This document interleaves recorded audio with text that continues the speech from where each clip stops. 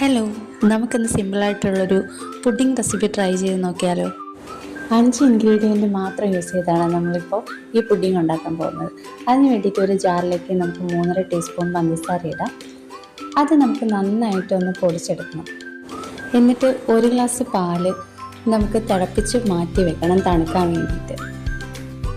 ഇനി നമുക്ക് 4 piece bread എടുക്കാം. അതിൻ്റെ അരികൊക്കെ കട്ട് ചെയ്ത് കളഞ്ഞ് ചെറിയ പീസാക്കി ഞാനൊരു ബൗളിലേക്ക് വെക്കുകയാണ്.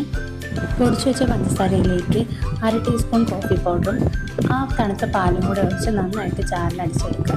അതിനുശേഷം അത് ആ ബ്രെഡിലേക്ക് ഒഴിച്ച് കൊടുക്കുക. ഗുഡ് ഡേയുടെ ബിസ്ക്കറ്റാണ് എടുത്തിട്ടുള്ളത്.